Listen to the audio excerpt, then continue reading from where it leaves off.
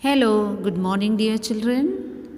बच्चों, आज मैं आपको कविता नंबर 10 एक्सप्लेन करने वाली हूँ। कविता का शीर्षक है हम सब सुमन एक उपवन के। कविता के कवि हैं द्वारिका प्रसाद माहेश्वरी। बच्चों, कविता का शीर्षक हम सब सुमन, सुमन का अर्थ होता है फूल, एक उपवन के, उपवन मतलब बगीचे। हम सभी एक ही बगीचे के फूल हैं। हम सब सुमन एक उपवन के, एक हमारी धरती सबकी, जिसकी मिट्टी में जन्मे हम। मिली एक ही धूप हमें है, सींचे गए एक जल से हम। बच्चों, कविता में कवि हमें ये समझा रहे हैं कि जिस तरह से एक ही बगीचे में सारे फूल उगते हैं, अलग अलग प्रकार के फूल होते हैं, लेकिन वो सब एक ही बगीचे में रहते हैं और सभी को एक ही मिट्टी से खाद मिलता है, एक ही सूर्य उन्हें प्रकाश देता है, एक ही पानी उन्हें मिलता है। उसी तरह से इस दुनिया रूपी बगीचे में हम सब फूल बनकर रहते हैं और हम इस धरती पर हमें एक ही धूप मिलती है, एक ही पानी मिलता है और इस धरती की मिट्टी भी एक ही है।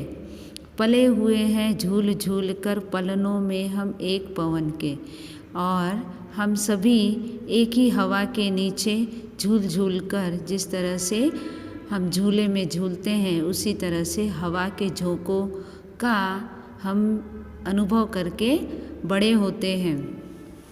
सूरज एक हमारा, जिसकी किरणें उड़ की कली खिलाती, एक हमारा चांद चांदनी, जिसकी हम सबको नहलाती।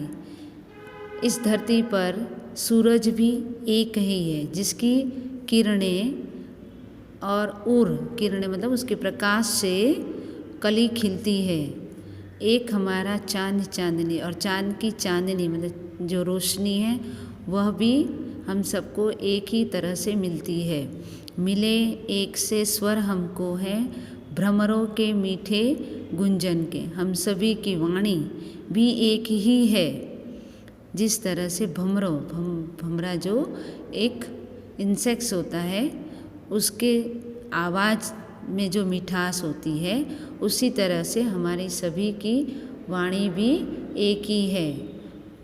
भमरों मतलब भौरा होता है, वो जिस पूरे जैसे उपवन में, पूरे बगीचे में उसकी आवाज़ गूंजती है, उसी तरह हमारी भी आवाज़ इस धरती पर गूंजती है।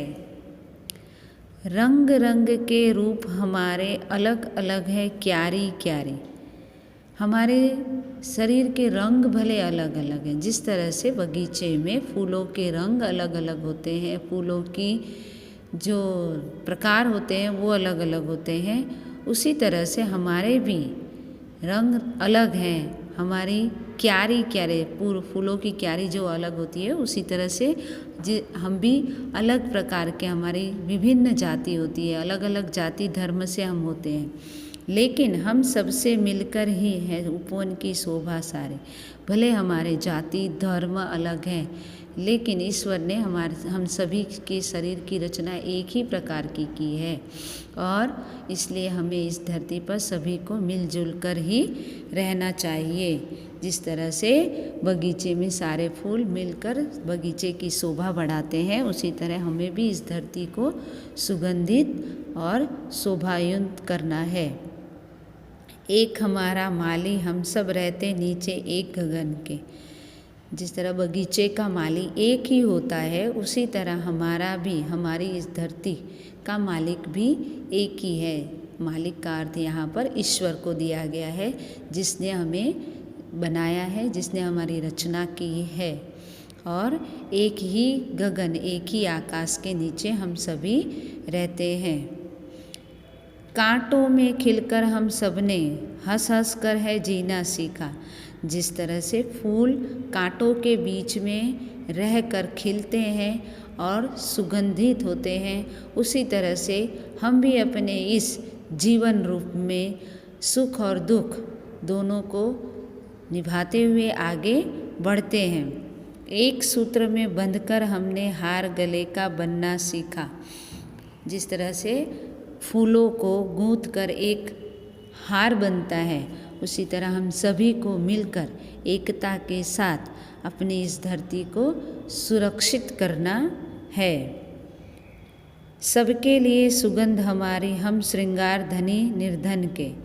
सबके लिए सुगंध हमारी, हम श्रृंगार धनी निर्धन के। जिस तरह से फूल पूरे उपवन, पूरे बगीचे को सुगंधवान बनाते हैं, उसी तरह हम बच्चों को भी मिलकर पूरे इस धरती को सुगंधवान करना है। और हम श्रृंगार धनी निर्धन के, श्रृंगार अर्थात यह है कि हम निर्धन जो गरीब है उसके लिए कुछ शोभायुक्त काम करें। सबके लिए सुगंध हमारी, हम श्रृंगार धनी निर्धन के लिए। हमें हमेशा गरीबों की सेवा करनी चाहिए। बच्चों, इस कविता में कवि ने हमें यही सिखाया है कि हमें भले अनेक रूप में हम होकर भी हमें एकता के साथ इस धरती पर रहना है और गरीब की सेवा करना है, बड़े बुजुर्ग की सेवा करना है। हम बच्चे जो फूल के समान हैं, उन्हें लोगों को सुगंधित करना है।